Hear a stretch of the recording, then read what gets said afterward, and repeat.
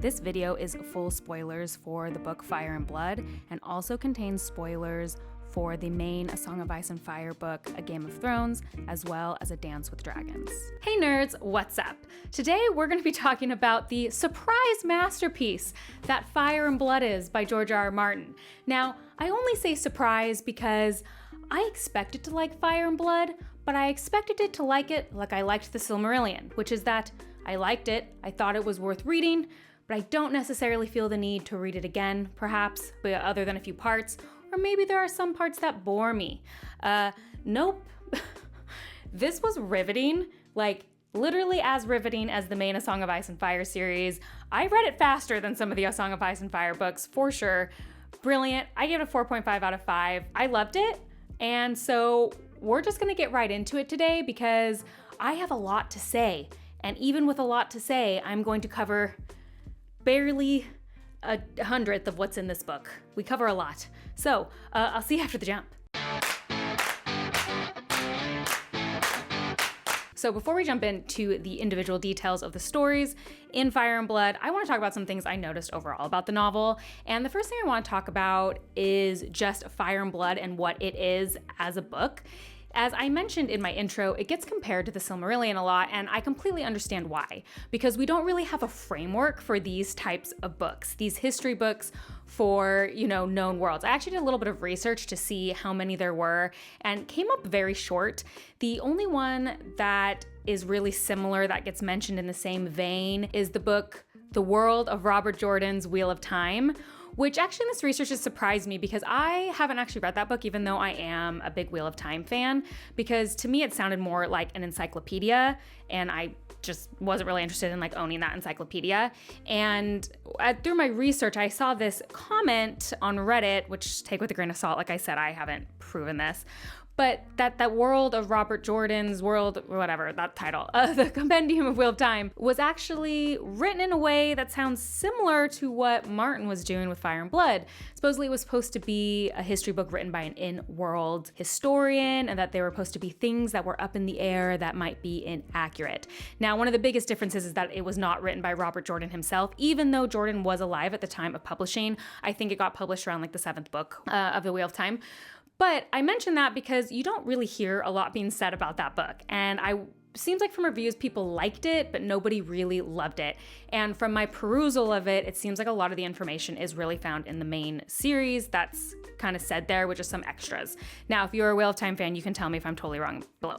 And then The Silmarillion, which I really, really liked, but I also found a little boring at parts and a little struggled sometimes, was more myth-like. It's not just a straight up history. And of course, with a lot in Lord of the Rings, everything is sure. It's not really written like a world history would be written today, whereas that there are answers, and as readers, we get the direct answers. Everything is a known quantity. You might be wondering right now, Bookborn, why are you taking so much time in your Fire and Blood review to talk about this? I'll tell you why.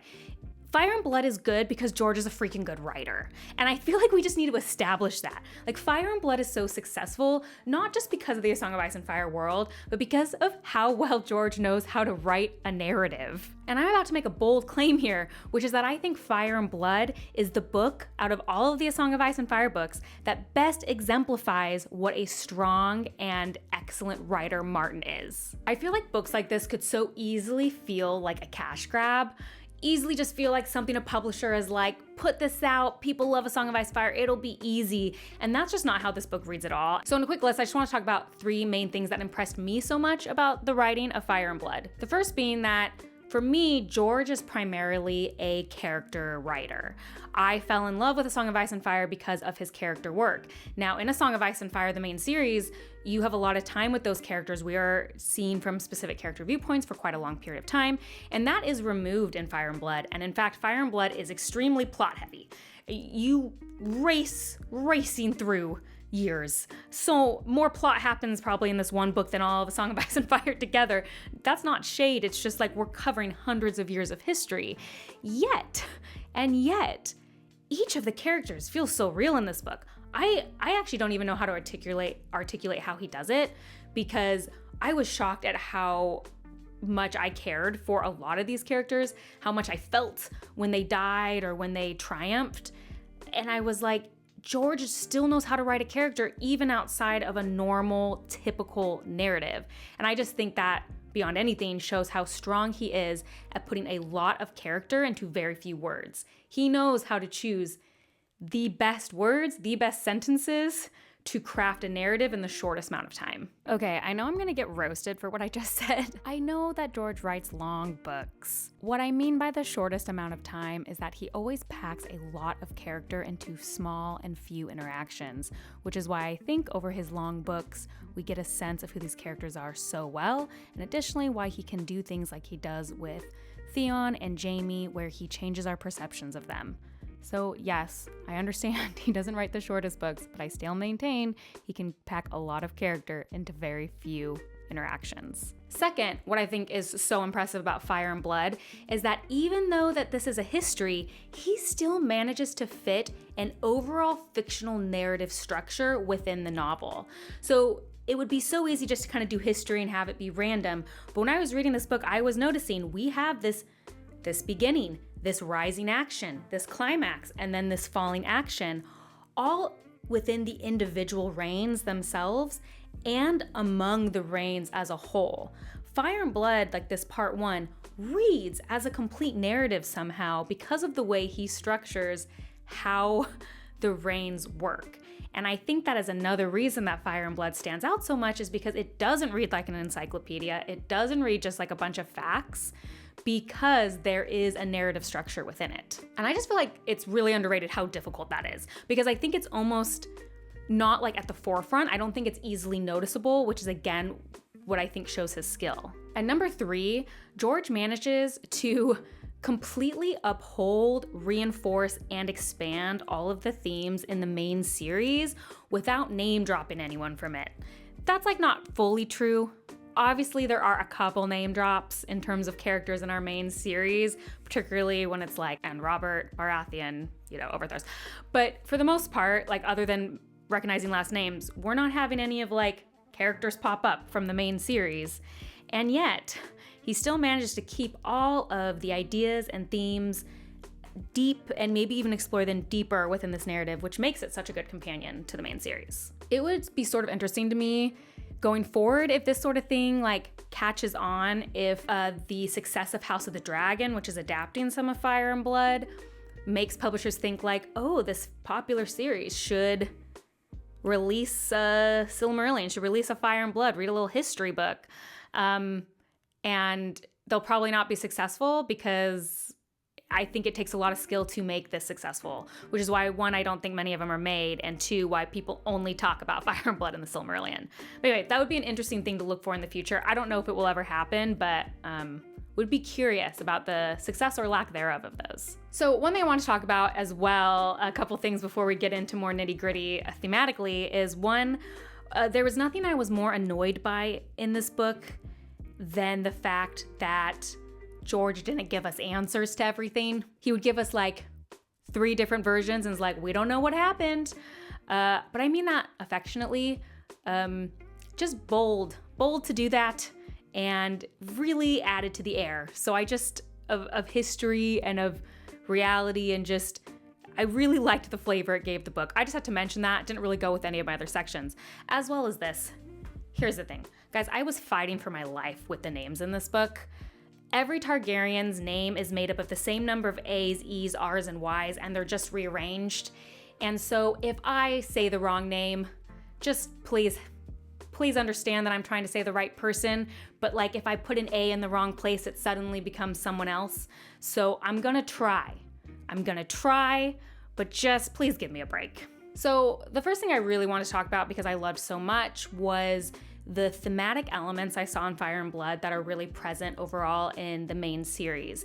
And I'm sure as I continue to reread that's Song of Ice and Fire, I will see those a lot more clearly and more specifics.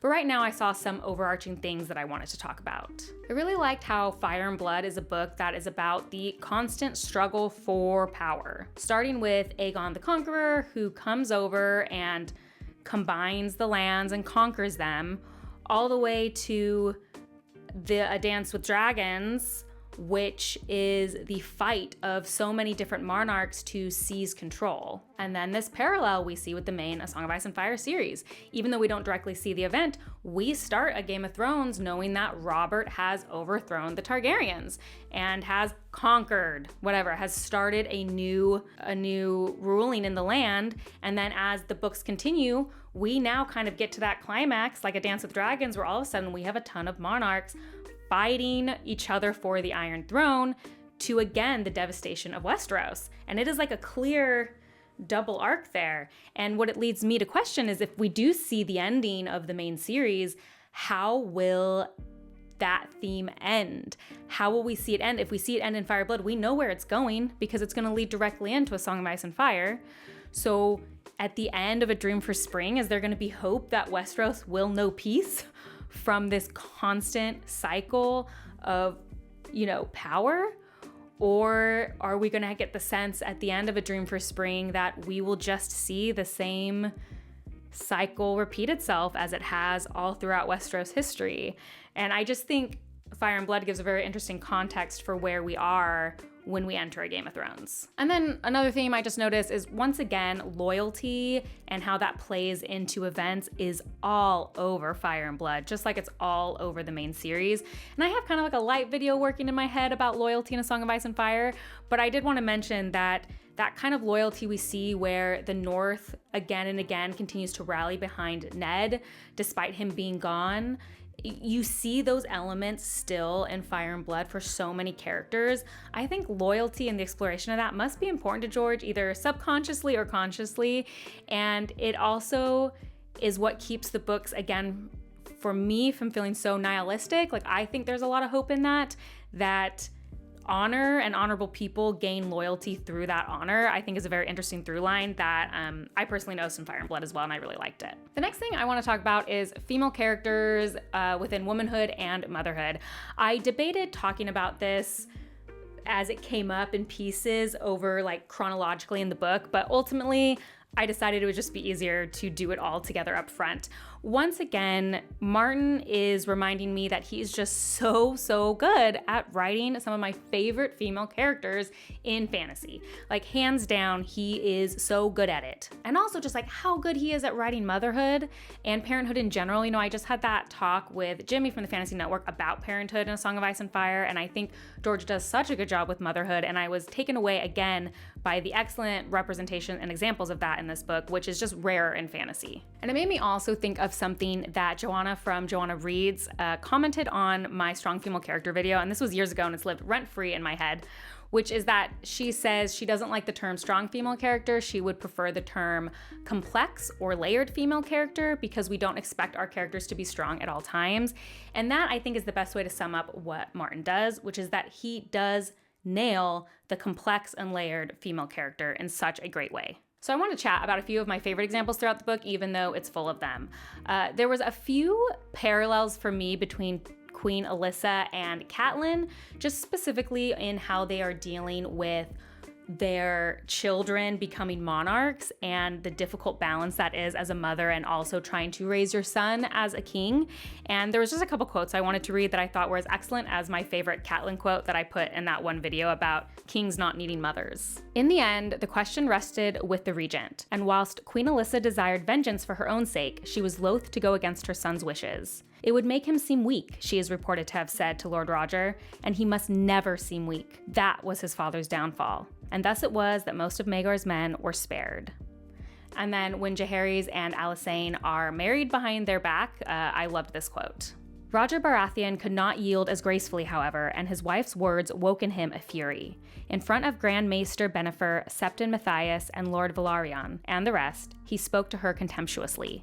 "You are weak," he declared, "as weak as your first husband was, as weak as your son. Sentiment may be forgiven in a mother, but not in a regent, and never in a king." I don't have a ton to say other than reading those quotes. I just think they really exemplify how good George is at writing dialogue and also the complex emotions that I would imagine would come in from motherhood and leadership, especially when it's your son. Really loved it. And then another part I really loved was Queen Alysanne's women's councils, especially this part where it goes over all of the laws Jaehaerys has put into effect because of the result of the things she heard in these councils. And I loved it because there was just like such a presence to those moments and almost a nowness to them. I think I only talked about this on a live with Leanna from Leanna's Library, but one of my favorite nonfiction books is Invisible Women, Data Bias in a World Designed for Men.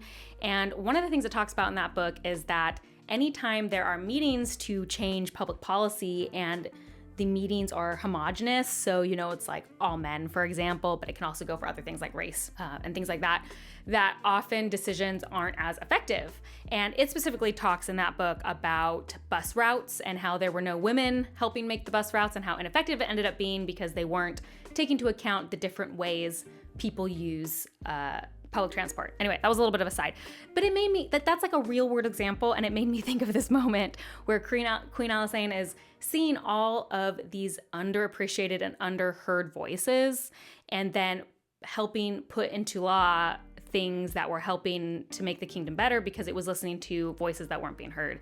I just thought it was a very present thing that Martin wrote, and I enjoyed it a lot and thought it was really well done. Another thing I thought about in this novel is how many women die in childbirth in this novel, which, to be clear, in and itself is not a problem. Obviously, childbirth was very dangerous back then, and honestly, like still now, you can still die. But this sometimes can be a trope that at least friends of mine I know have discussed being frustrating, and I think the reason it feels frustrating sometimes is the way it's used. Like someone dies in childbirth to affect our main, often male character with little knowledge of, the dying character. And that can just get repetitive. Again, George does such a good job. Like a lot of female characters die in childbirth in this book, and it never feels that way for several reasons. One, every one of the characters who dies is like a full-fledged character and gets just as much time pretty much as all the other characters, so you know who they are. And B, it never feels like a character's being killed off just to see what their male counterpart will do. If anything, the focus is more on how that affects their female friends, family, etc. And obviously it affects the men in their lives, both children, husbands, whatever, lovers. But again, the focus on the character itself and why that's a tragedy for them, it's just done so much better than some others who use that. And so I just love that Martin is never writing these events just for the benefit of a single character. Everyone gets to live and breathe in this world, which again is why I think his female characters are so strong. For example, one of the scenes I just thought was written so beautifully, Queen Alysanne again. Though the princess professed delight that her mother had come and apologized for sending her such a silly letter, her fear was palpable. She burst into tears for the slightest reason, and sometimes for no reason at all, Lord Roderick said. His daughter Alice was dismissive, telling her grace, "You would think she was the first woman to ever have a baby." But Alysanne was concerned. Daela was so delicate, and she was carrying very heavy. "She's such a small girl for such a big belly," she wrote the king. "I would be frightened too, if I were her." Everything was far from fine, however. Childbed fever set in soon after birth. Though Princess Daela desperately wished to nurse her child, she had no milk, and a wet nurse was sent for. As her fever rose, the maester decreed that she might not even hold her babe, which set the princess to weeping. She wept until she fell asleep, but in her sleep she kicked wildly and tossed and turned, her fever rising ever higher. By morning she was gone. She was 18 years of age.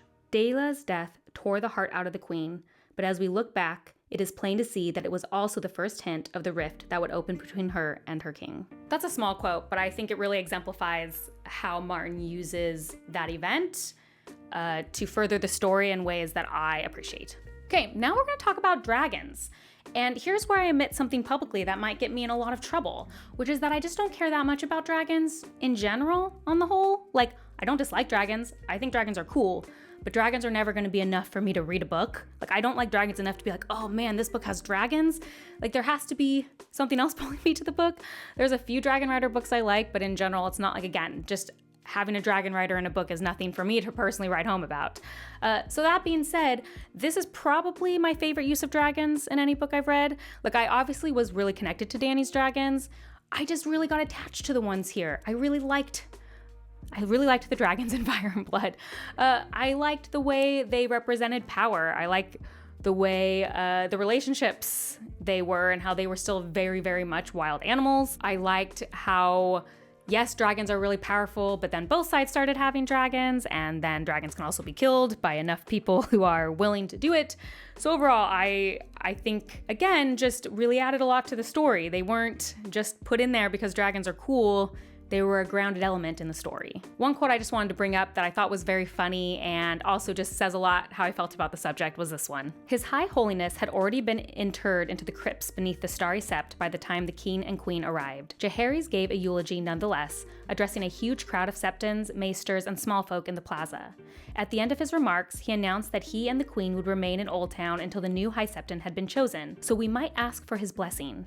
An Archmaester Goodwin wrote afterward, "The small folk cheered, the maesters nodded sagely, and the septons looked at one another and thought on dragons." I loved that quote, loved the subtlety of the threat, and just chef's kiss. Perfect. Okay, let's talk about actual specific events in the book. Look, this book is huge, and this video is already long, and we haven't even gotten to my tabs yet. So I'm not going to talk about a ton of specifics. I'm just going to talk about some things that stood out to me, and so that this video isn't like 5 hours long. Maybe when on my reread, I'll hit different things. Starting off, I like how right away at the beginning of this novel, we find out that Aegon's BFF is a Baratheon.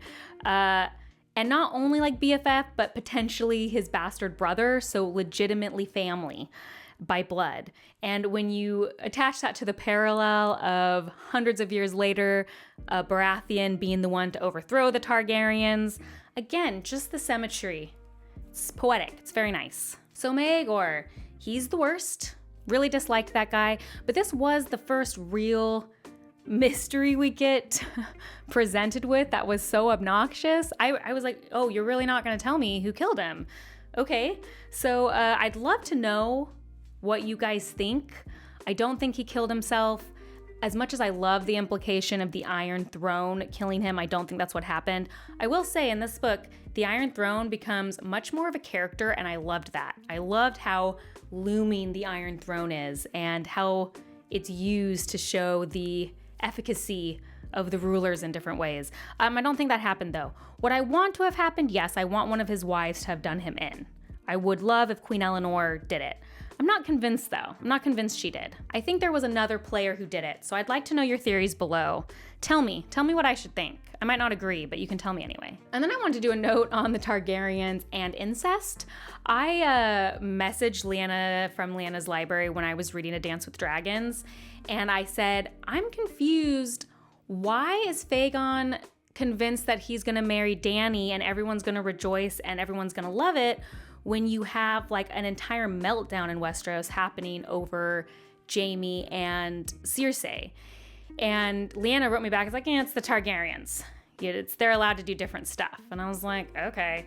But now I get it, because I've read Fire and Blood. Like, it's literally written into the religious law, exceptionalism, that the Targaryens are different. So that actually helped me understand a piece of the main series a little better. So I just wanted to mention that because I thought it was funny. So next up, when we go to Jaehaerys and Alysanne's reign, which is obviously a huge bulk of the book, and they were my favorite characters probably, or some of them, and there was a lot of characters I really liked, but they were two of my favorites, and I loved their reign the most. For obvious reasons, it's kind of the happiest. Like, there's a lot of sad stuff that happens, but you just feel like things are kind of going okay for Westeros during their reign, so I obviously really liked that. Anyway, I think during their reign was the first time I really realized how deeply I was caring for the characters, which again kind of surprised me in the way that this narrative is set up. And it's when they go into the baths at Maidenpool, and Alysanne gets attacked, and her handmaidens jump in to defend her, and even one dies. And I noticed how much I cared because one, I was actually really stressed because I didn't want Alysanne to die, I realized.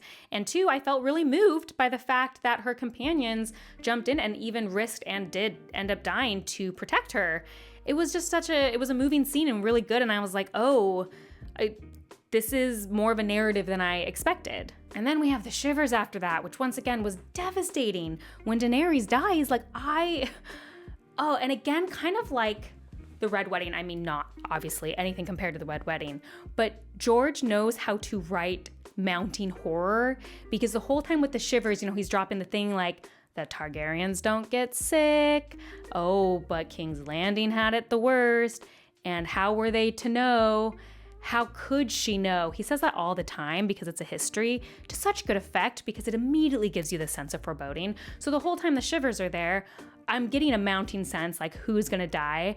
Again, just like he's so good at building that tension through really small things. And just in general, Alysanne's life is so devastating. Like she does a lot for a lot of people and it's so happy in the beginning, but then she ends up losing so many children. She has like 14 children or something, 13, and at least 10 of them die. Those were made up numbers, but it's something like that. And just the whole thing I found just so sad. And some of the most beautiful writing about her life as well. A couple quotes I pulled out from the end of her life. The last years of Alysanne Targaryen were sad and lonely ones. All these loves were lost to her in the last decade of her life. My uncle Maegor was cruel, Alysanne was heard to say, but age is crueler. Seeking peace, she returned once more to Dragonstone, where she had spent the happiest days of her life with Jaehaerys between their first and second marriages. The old king would join her there when he could. How is it that I am the old king now, but you are still the good queen? He asked her once.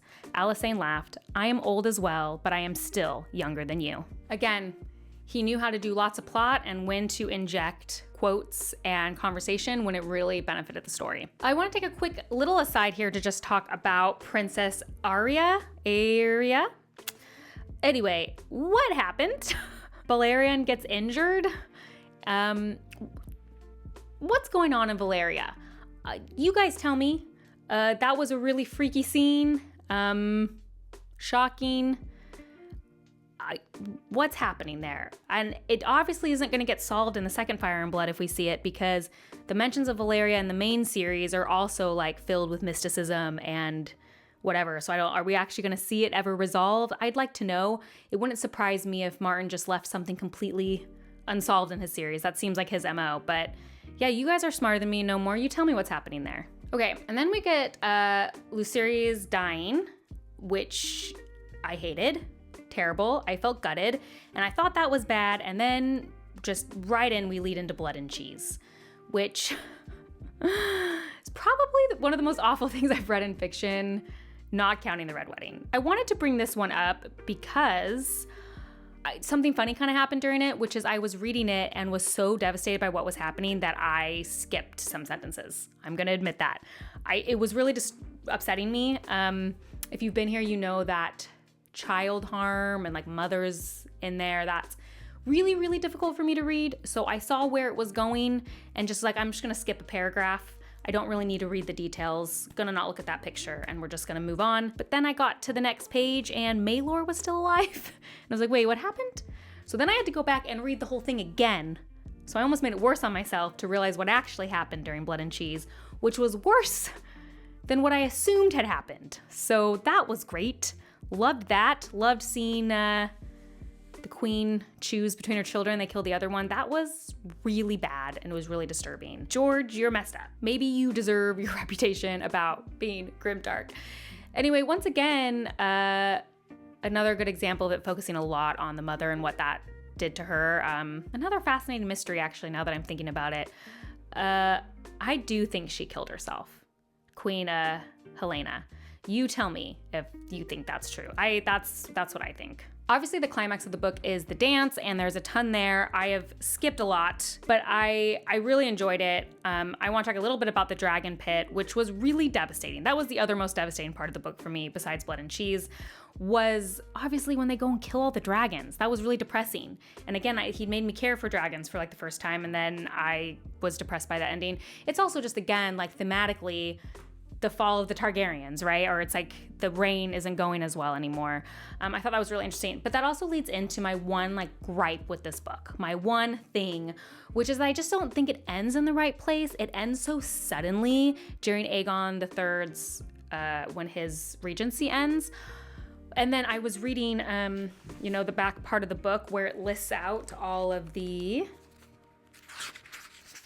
succession. And so when I was reading that, I found out that it said the last of the Targaryen dragons died during the reign of Aegon III.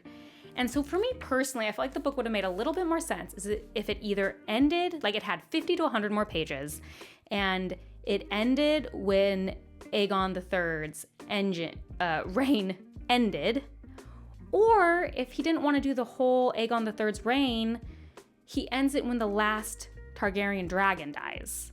Because that seems like a natural endpoint to me personally. Like, we had so much of this natural climax and narrative and falling action.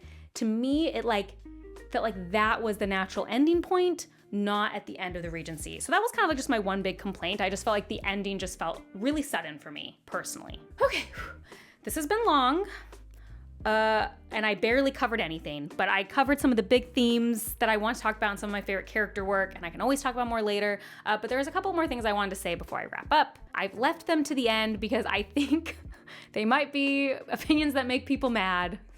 Here I am to deliver. I've gotten a fair number of comments on my videos of angry fans saying that George used to be a good writer and he's not anymore, and that's why he can't write the last books. And you can see with A Feast for Crows and A Dance with Dragons how much he's fallen. And I've already expressed my disagreement with that in those individual reviews. But Fire and Blood is the most recent published, A Song of Ice and Fire thing we have from Martin. It was in 2018, which was not that long ago. I mean, it kind of was, but it doesn't seem long ago to me because of the lost years between 20 and 2022. And like I said at the beginning, I think it exemplifies some of George's best writing and has a lot of plot and a lot of characterization. So I don't agree. I don't agree somehow that if he ends up writing Winds of Winter or A Dream for Spring, that it's going to be bad. I don't see the vision.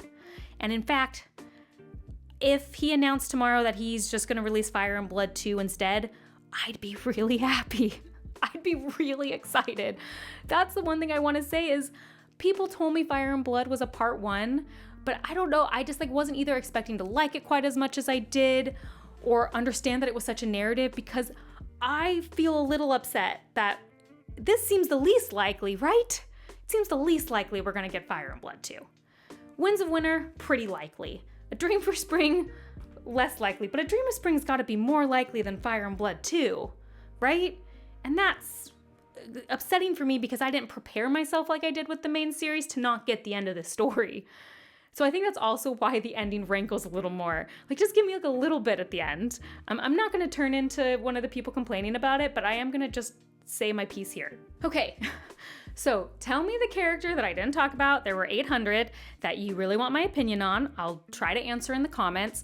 Tell me your opinions on the thematic elements I noticed, on my favorite parts. I didn't really have any least favorite parts other than parts that made me sad. Tell me who your favorite character is. Tell me some themes you noticed, something I should notice that you think I might have missed. I'll probably just have to do more videos just on smaller sections. I think doing a video on the whole book was just a lot because there's so much and I have so much to say. So I'll probably, I don't know yet. I'll probably do smaller sections maybe on specific characters or wrap a lot of the stuff thematically into my other Song of Ice and Fire videos. You tell me what you want to see. Let me know in the comments.